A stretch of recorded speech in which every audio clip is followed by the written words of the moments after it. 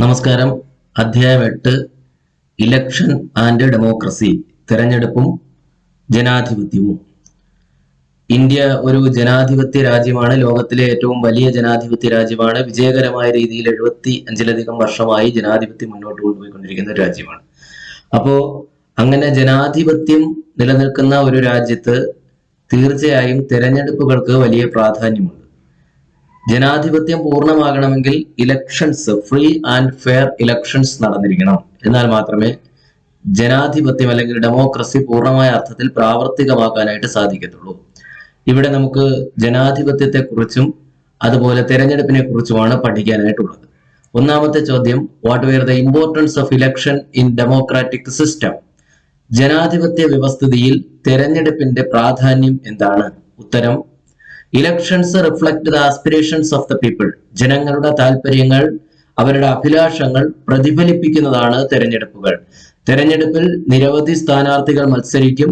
ജനങ്ങൾ അവർക്ക് ഏറ്റവും ഇഷ്ടമുള്ള ആളിനെ തെരഞ്ഞെടുക്കുന്നു. രണ്ടാമത്തെ point, people can select the rulers of their choice through elections. തെരഞ്ഞെടുപ്പിലൂടെ അവരവരുടെ ചോയ്സിനനുസരിച്ച്, അവരവരുടെ ഇഷ്ടത്തിനനുസരിച്ചുള്ള സ്ഥാനാർത്ഥിയെ തെരഞ്ഞെടുക്കാനായിട്ട് പറ്റും. തെരഞ്ഞെടുപ്പിൽ ജനങ്ങൾ അവർക്കിഷ്ടമുള്ള സ്ഥാനാർത്ഥിക്ക് വോട്ട് ചെയ്യുന്നു എന്നർത്ഥം. 3, people can participate and respond in democratic process. ജനങ്ങൾക്ക് ജനാധിപത്യ പ്രക്രിയയിൽ പങ്കെടുക്കുവാനും പ്രതികരിക്കുവാനും സാധിക്കുന്നത് തെരഞ്ഞെടുപ്പിലൂടെയാണ്. ജനാധിപത്യം എന്ന് പറയുന്നത് ജനങ്ങളുടെ ആധിപത്യമാണ്. പക്ഷെ അതിൽ ജനങ്ങൾക്ക് പ്രധാനമായും പങ്കുള്ളത് തെരഞ്ഞെടുപ്പ് പ്രക്രിയയിലാണ്. അപ്പോൾ people can participate and respond in democratic process. ജനാധിപത്യ പ്രക്രിയയിൽ ജനങ്ങൾക്ക് പങ്കെടുക്കുവാനും അവർക്ക് തങ്ങളുടെ പ്രതികരണം അറിയിക്കുവാനും സാധിക്കുന്നു. അവസാനത്തെ point, election is a good reason for the rulers to act according to the aspirations of the people. ജനങ്ങളുടെ താല്പര്യത്തിനനുസരിച്ച് പ്രവർത്തിക്കണം എന്ന് ഭരണാധികാരികളെ ബോധ്യപ്പെടുത്തുന്നതിനുള്ള ഒരു നല്ല കാരണമാണ് തിരഞ്ഞെടുപ്പ്. കാരണം ഒരിക്കൽ തിരഞ്ഞെടുക്കപ്പെടുന്ന ഒരു സ്ഥാനാർത്ഥി അല്ലെങ്കിൽ പ്രതിനിധി ജനങ്ങൾക്ക് കൊടുത്തിട്ടുള്ള വാക്കുകൾ നിറവേറ്റാതെ, അല്ലെങ്കിൽ ജനങ്ങൾക്ക് ചില ഉറപ്പുകൾ കൊടുത്തിട്ടുണ്ടാവും. ആ ഉറപ്പുകൾ നിറവേറ്റാതെ പിന്നെയും ഒരിക്കൽ തെരഞ്ഞെടുപ്പിനെ അഭിമുഖീകരിക്കാനായിട്ട് വന്നാൽ ജനങ്ങൾക്ക് അയാളെ നിരാകരിക്കുവാനായിട്ട് പറ്റും, അയാളെ പരാജയപ്പെടുത്തുവാൻ സാധിക്കും. അപ്പൊ വീണ്ടും വിജയിക്കണമെങ്കിൽ ജനങ്ങൾക്ക് കൊടുത്ത ഉറപ്പുകൾ പാലിക്കണം. ജനങ്ങളുടെ ആസ്പിരേഷൻസ്, ജനങ്ങളുടെ പ്രതീക്ഷകൾ, ജനങ്ങളുടെ ആഗ്രഹങ്ങൾ നിറവേറ്റി കൊടുക്കണം. Elections is a good reason for the rulers to act according to the aspirations of the people. ജനങ്ങളുടെ താല്പര്യങ്ങൾക്ക് അനുസരിച്ച് പ്രവർത്തിക്കുവാൻ ഭരണാധികാരികളെ നയിക്കുന്ന, അല്ലെങ്കിൽ ഭരണാധികാരികളെ അതിനെ പ്രാപ്തരാക്കുന്ന ഒരു നടപടിയാണ് തെരഞ്ഞെടുപ്പ്. ഇതൊക്കെയാണ് തെരഞ്ഞെടുപ്പിന്റെ പ്രധാനപ്പെട്ട പ്രാധാന്യം. ഇനി തെരഞ്ഞെടുപ്പ് രീതികളെ കുറിച്ചാണ്. 2 തരത്തിലാണ് തെരഞ്ഞെടുപ്പ് രീതികളുള്ളത്. Methods of election, direct election ഉണ്ട്, ഇൻഡയറക്റ്റ് ഇലക്ഷൻ ഉണ്ട്. നമ്മുടെ രാജ്യത്തെ കാര്യമാണ്. ഡയറക്റ്റ് ഇലക്ഷൻ എന്ന് പറഞ്ഞാൽ നേരിട്ടുള്ള തെരഞ്ഞെടുപ്പ്, അതിന് നമ്മൾ പ്രത്യക്ഷ തെരഞ്ഞെടുപ്പ് എന്ന് പറയാം. ഇൻഡയറക്റ്റ് ഇലക്ഷൻ എന്നത് പരോക്ഷ തെരഞ്ഞെടുപ്പ് എന്ന് പറയാം. അപ്പോ there are 2 types of elections, direct election and indirect election.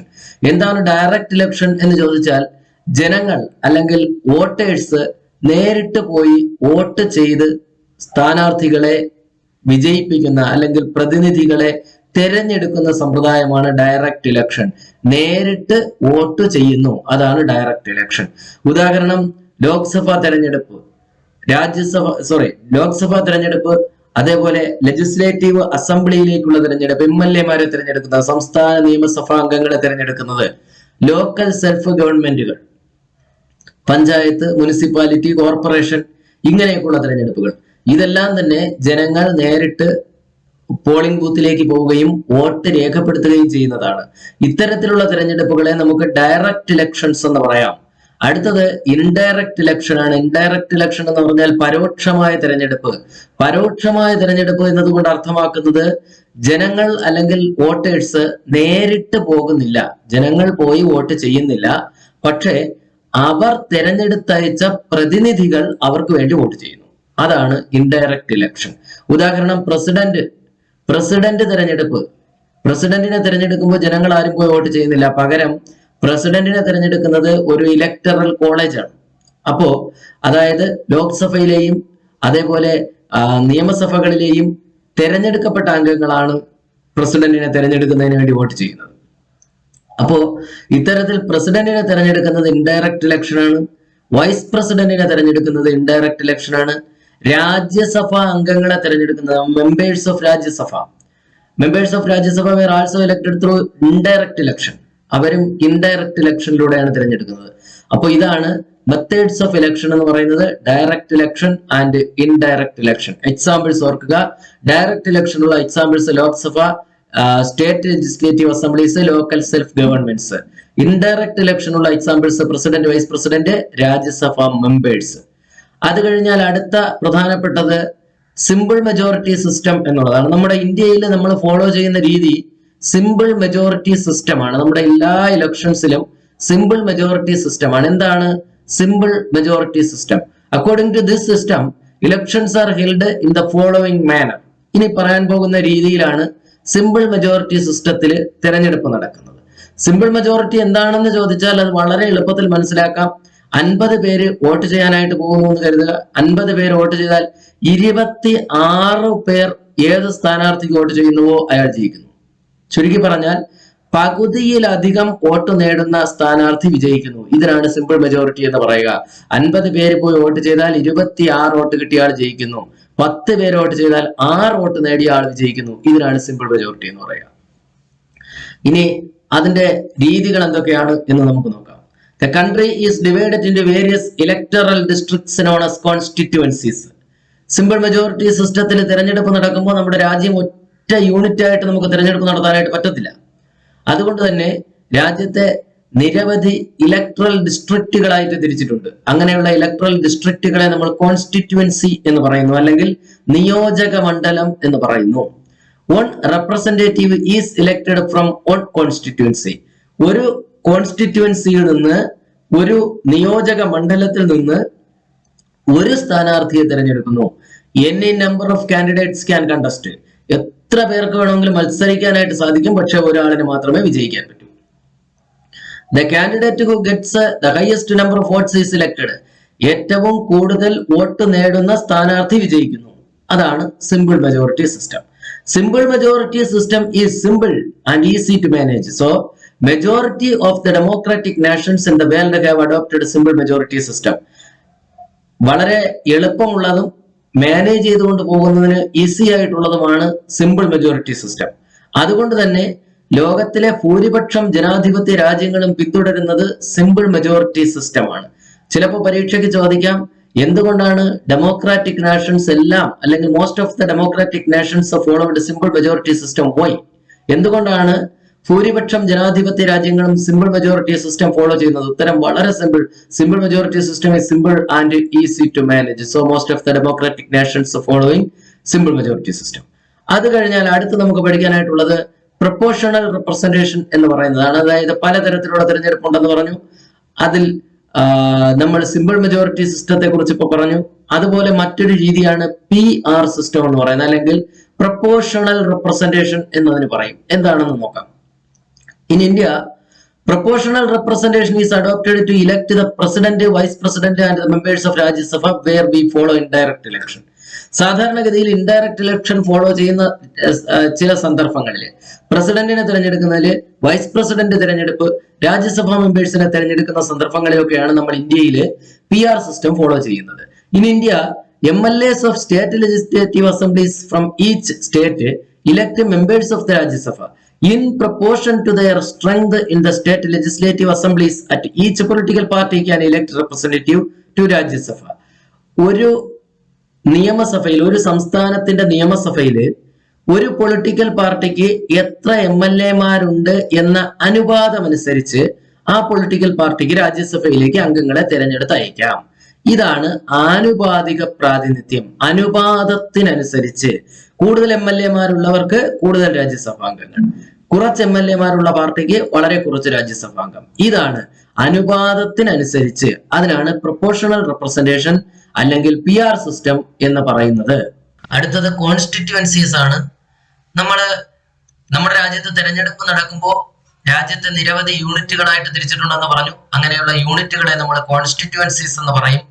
ഈ കോൺസ്റ്റിറ്റ്യുവൻസീസ് നമ്മുടെ ജോഗ്രഫിക്കൽ ഏരിയയുടെ അടിസ്ഥാനത്തിലല്ല ഡിവൈഡ് ചെയ്യുന്നത്, പക്ഷെ ജനങ്ങളുടെ അല്ലെങ്കിൽ പോപ്പുലേഷന്റെ അടിസ്ഥാനത്തിലാണ് ഇങ്ങനെ ഡിവൈഡ് ചെയ്തിട്ടുള്ളത്. In proportion to the population our country has been divided into 543 constituencies for Lok Sabha election. ജനങ്ങളുടെ എണ്ണം അനുസരിച്ച് അല്ലെങ്കിൽ പോപ്പുലേഷന്റെ ബേസിസിൽ നമ്മുടെ രാജ്യത്തെ ലോക്സഭാ തെരഞ്ഞെടുപ്പിന് വേണ്ടി 543 ലോക്സഭാ നിയോജക മണ്ഡലങ്ങളായി തിരിച്ചിട്ടുണ്ട്. 1 representative is selected from each constituency. ഓരോ കോൺസ്റ്റിറ്റ്യുവൻസിയിൽ നിന്നും ഒരു റെപ്രസെന്റേറ്റീവിനെ, ഒരു പ്രതിനിധിയെ തിരഞ്ഞെടുക്കുന്നു. Similarly each state has assembly constituencies in proportion to its population.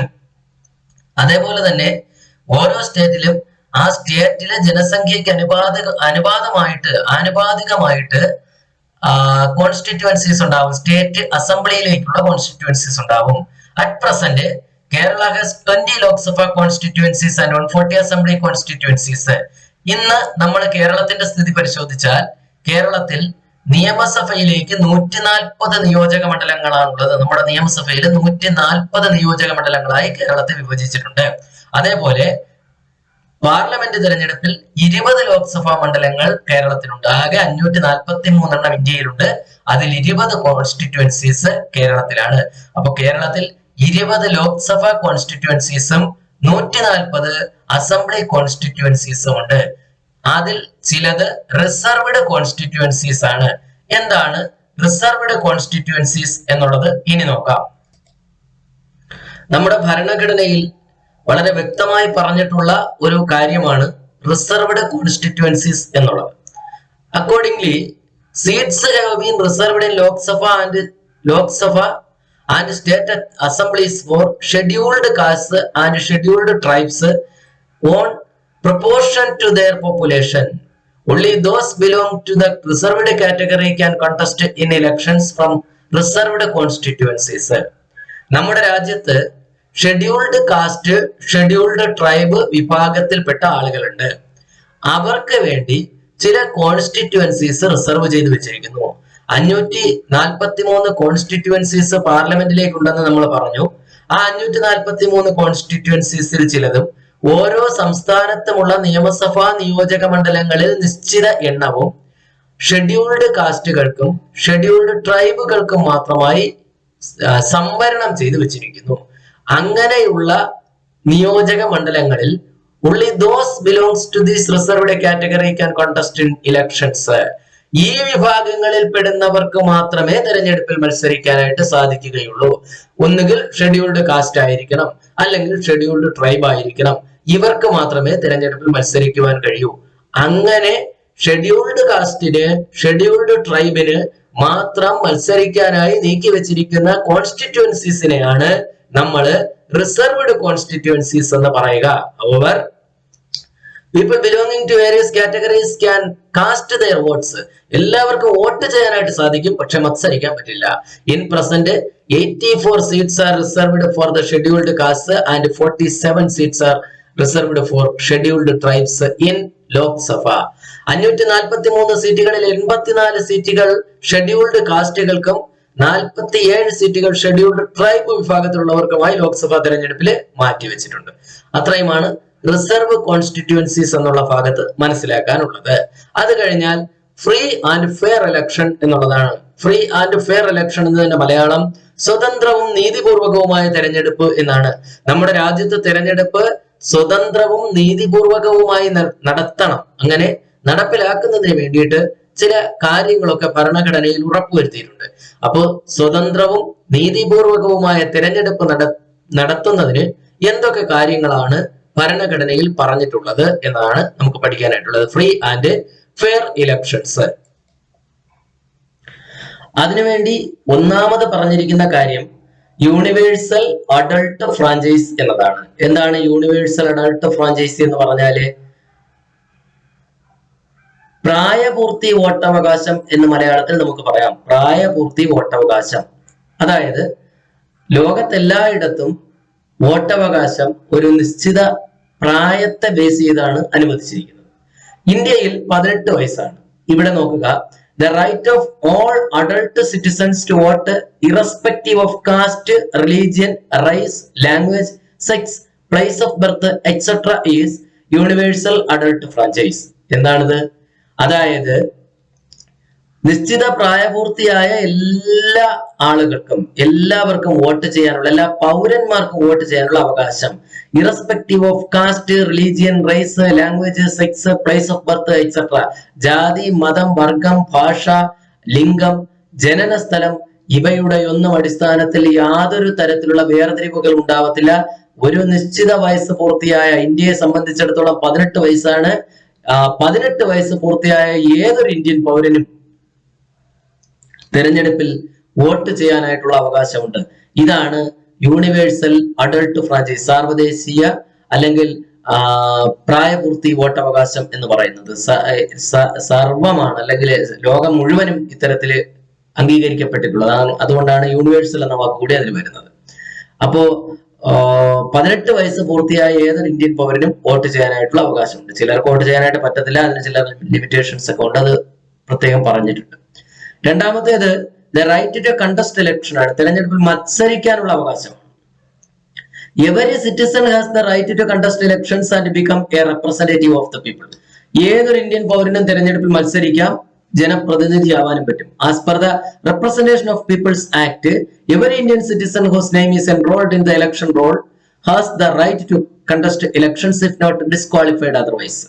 The minimum age has been fixed for the contesting elections. അതായത് ചില പ്രത്യേക കാരണങ്ങൾ കൊണ്ട് തെരഞ്ഞെടുപ്പിൽ മത്സരിക്കാൻ കഴിയാത്തവരാണ് എന്ന് വിലക്കപ്പെട്ടിട്ടില്ലാത്ത ഏതൊരു ഇന്ത്യൻ പൗരനും തെരഞ്ഞെടുപ്പുകളിൽ മത്സരിക്കാനായിട്ട് പറ്റും, നിശ്ചിത പ്രായപരിധി പൂർത്തിയായിട്ടുണ്ടെങ്കിൽ. അങ്ങനെ ഓരോ തെരഞ്ഞെടുപ്പുകൾക്കും പ്രായപരിധി നിശ്ചയിച്ചിട്ടുണ്ട്. വൈസ് പ്രസിഡന്റിനും പ്രസിഡന്റിനും 35 വയസ്സ് പൂർത്തിയായിരിക്കണം. രാജ്യസഭാ അംഗമാകണമെങ്കിൽ 30 വയസ്സ് പൂർത്തിയായിരിക്കണം.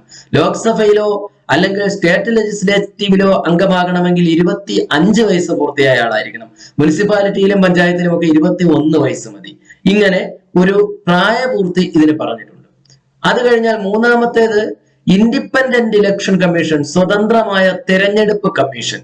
ഇന്ത്യയില് തെരഞ്ഞെടുപ്പ് സംബന്ധമായ കാര്യങ്ങളെല്ലാം, ഉത്തരവാദിത്വങ്ങളെല്ലാം നിറവേറ്റുന്നത് ഒരു സ്വതന്ത്ര വിഭാഗമാണ്. അവരുടെ പേര് തെരഞ്ഞെടുപ്പ് കമ്മീഷൻ അല്ലെങ്കിൽ ഇലക്ഷൻ കമ്മീഷൻ എന്നാണ്. ഈ ഇലക്ഷൻ കമ്മീഷന് മൾട്ടി മെമ്പർ ബോഡിയാണ്. അതിനൊരു ചീഫ് ഇലക്ഷൻ കമ്മീഷണർ ഉണ്ടായിരിക്കും. എന്തായാലും ഈ ഇലക്ഷൻ കമ്മീഷണറെ ഒക്കെ അപ്പോയിന്റ് ചെയ്യുന്നത് പ്രസിഡന്റ് ആണ്. They are appointed by the president. To help the election commission, chief electoral officer are appointed in all states. ഒരു ഇലക്ഷൻ കമ്മീഷൻ ഉണ്ടാവും, പിന്നെ ഓരോ സ്റ്റേറ്റിലും ചീഫ് ഇലക്ടറൽ ഓഫീസർമാരെ നിയമിച്ചിട്ടുണ്ടാവും. The election commission does not maintain many officials to conduct the elections. The central and state government employees are deputed for election duty whenever needed. The elections to the offices of President, Vice President, Rajya Sabha, Lok Sabha and state legislative assemblies are conducted by the Election Commission of India. Election Commission സംബന്ധിച്ചിടത്തോളം അവർക്ക് വളരെ elaborate ആയിട്ടുള്ള, വിപുലമായിട്ടുള്ള ഒരു ഉദ്യോഗസ്ഥ വൃന്ദമൊന്നുമില്ല. തെരഞ്ഞെടുപ്പ് സമയങ്ങളിൽ സംസ്ഥാന ഗവൺമെന്റിന്റെയും കേന്ദ്ര ഗവൺമെന്റിന്റെയും ഒക്കെ ഉദ്യോഗസ്ഥരെ ഉപയോഗപ്പെടുത്തിക്കൊണ്ടാണ് തെരഞ്ഞെടുപ്പ് കമ്മീഷൻ പ്രവർത്തിക്കുന്നത്. തെരഞ്ഞെടുപ്പ് കമ്മീഷൻ പ്രസിഡന്റ്, വൈസ് പ്രസിഡന്റ്, രാജ്യസഭാ അംഗങ്ങൾ, ലോക്സഭാ അംഗങ്ങൾ, സ്റ്റേറ്റ് ലെജിസ്ലേറ്റീവിലെ അംഗങ്ങൾ, ഇവരെയെല്ലാം തെരഞ്ഞെടുപ്പ് കമ്മീഷനാണ് തെരഞ്ഞെടുപ്പ് നടത്തുന്നത്. അല്ലെങ്കിൽ ഈ തെരഞ്ഞെടുപ്പുകളെല്ലാം തന്നെ നമ്മുടെ ഇലക്ഷൻ കമ്മീഷന്റെ നേതൃത്വത്തിലാണ് നടക്കുന്നത്. അത് കഴിഞ്ഞാൽ ഫങ്ഷൻസ് ഓഫ് ഇലക്ഷൻ കമ്മീഷനാണ്. തെരഞ്ഞെടുപ്പ് കമ്മീഷന്റെ ചുമതലകൾ എന്തൊക്കെയാണ് എന്നുള്ളതാണ്. തെരഞ്ഞെടുപ്പ് കമ്മീഷന്റെ ചുമതലകൾ, അത് പ്രധാനപ്പെട്ട ഒരു കാര്യമാണ്. ഒന്ന്, സൂപ്പർവൈസ് ദ ഇലക്ഷൻ. തെരഞ്ഞെടുപ്പുകൾ നിയന്ത്രിക്കുക, അല്ലെന്നുണ്ടെങ്കിൽ സൂപ്പർവൈസ് ചെയ്യുക എന്നുള്ളതാണ്. മേൽനോട്ടം വഹിക്കുക. പ്രിപ്പയർ വോട്ടേഴ്സ് ലിസ്റ്റ് അല്ലെങ്കിൽ വോട്ടർ പട്ടിക തയ്യാറാക്കുക.